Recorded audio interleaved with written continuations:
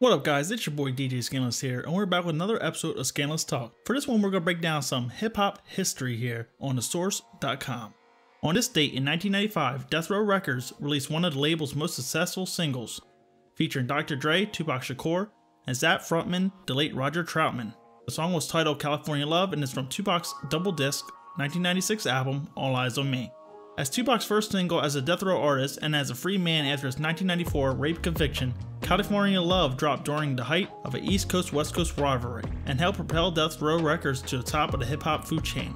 Now, I don't really like that line there because this author said rape conviction, and Tupac was never really convicted of rape. He was convicted of sexual abuse, which was just him touching a woman's buttocks, even though he had consensual sex with, intercourse with, probably days or even weeks prior to this incident actually occurring. But that's a whole nother story. The B-side to the Jodeci-powered How Do You Want It posted up in the Billboard pole position for a solid 2 weeks, and Tupac was posthumously nominated in the Grammys for Best Solo Performance and Best Rap Performance by a Duo or Group categories. This song actually has two versions, a remix by, I believe, Lay Law, which also produced many songs for Tupac during the Strictly For My Niggas era and Tupacless Now. I think he did Wonder If Heaven Got a Ghetto original version, and he's credited for the remix that actually appeared on All Eyes on Me. It's kind of strange that the All Eyes on Me album didn't have the original version, actually had a remix. We didn't get the original version until the Greatest Hits came out 2 years later in 1998. For one video, they had the remix, and the other video, they had the original. The one with the whole Mad Max theme had the original version, and the remix was this party theme right here. Now, this was one of the first high-budget music videos released by any record label. I think it cost Death Row Records over $1 million to do the Mad Max version. And then, as we've seen with Biggie and the Victory song, that was over $2 million. So more music videos started getting a higher budget for production. But now we see this all the time with music videos incorporating Mad Max type of photography and shots as well. Similar to Tupac's California Love video, we've seen this with the Game's recent release called West Side.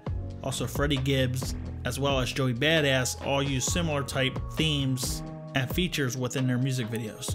So a little backstory on this song. The original version was recorded by Dr. Dre, I believe in 1994 or 1995, before Tupac was even released from prison and signed to Death Row. And on this version, there's a 2-verse version, and it just recently saw the light of day last year when I posted it on my YouTube channel as an exclusive. And this was never before heard by the public before. Now, the video since has got removed. I believe you can still find other versions on YouTube. And that version has the opening Dre verse, the same production, the same ad-libs by Dr. Dre, but features a whole second verse by Dr. Dre and Tupac's spot. And I believe this verse was written by J Flex. I could be wrong, I'm not sure if it's RBX, but J Flex did a lot of ghostwriting for Dr. Dre during his Death Row period days. And this song was going to be meant for Dr. Dre's Chronic 2 album, which never came out, even though he had plenty of scraps from the Chronic 1 that we seen in 1992 that he never even issued for that album that he could have easily made a new album out of. But as you guys know, we've been waiting on Detox album forever, and Dr. Dre's been getting ghostwriters to write up new verses for him for the last 15-20 years. You can find reference tracks online on YouTube of various versions of from Ludacris to Crooked Eye to Hitman to everybody recording reference tracks for Dr. Dre. So it's not even set in stone that California Love would have even featured on Dr. Dre's second album on Death Row Records or Chronic 2 if Tupac would never signed or if Dr. Dre would have stayed with the label. So Tupac taking the track and inserting himself onto the track is probably the only way that song would have ever seen the light of day. And if you refer to the YouTube version, the second verse that Dr. Dre raps out is very lackluster compared to the original first verse that was released. So I definitely see why they actually cut this verse out and did not use it as a third verse on California Love. Now there's a rumored 3-verse Dr. Dre version, but I haven't heard anything about that. I haven't seen any collectors selling it, so I'm not too sure if that version even exists. So when Tupac got released and started working on his album, a lot of tracks became his, and he got the priority over other artists on Death Row, and this made a lot of Death Row artists very jealous of Tupac, in particular Dr. Dre and Snoop Dogg. And even though there was a lot of drama with Death Row Records, he elevated that brand way more than Snoop Dogg and Dr. Dre ever could. But anyways, both versions, I love both versions. They're both one of my favorite songs. I prefer the remix that was actually on All Eyes on Me. The only thing I would change is I would love to see Ice Cube on this track as a third verse because it's only a 2-verse song. Another cool fact is there's actually handwritten lyrics from Tupac of a unused and most likely unrecorded verse that he wrote for California Love. Let's check it out here. So on tupaclegacy.net, you can see the unused lyrics. Now we aren't too sure if Tupac actually completed this verse. There's a possibility that he did indeed finish it and actually record it on a different take, but we aren't too positive about that. I think we would definitely heard about it if another verse existed.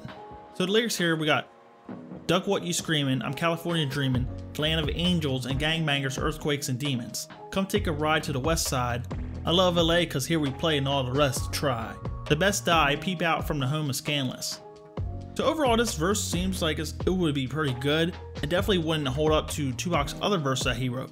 So my thinking here, he probably scrapped this verse and started writing the other verse that actually appeared on the album. But who knows, this could be sitting in the vault somewhere, because throughout the years, we see new tracks getting leaked all the time, alternate recordings and re-recordings of tracks that we never thought would have existed, and songs with the same titles, but with different lyrics. So this verse may be lost and forgotten in the vault, who knows. Anyways guys, drop your comments below on how you feel about the track and which version you prefer. If you think another artist should have been added, such as Ice Cube, or maybe Daz Dillinger or Snoop. I think another person that would have been great to hear on here would have been Eazy-E, but he already passed away a year before. Anyways guys, this is DJ Skandalous signing out. Peace out.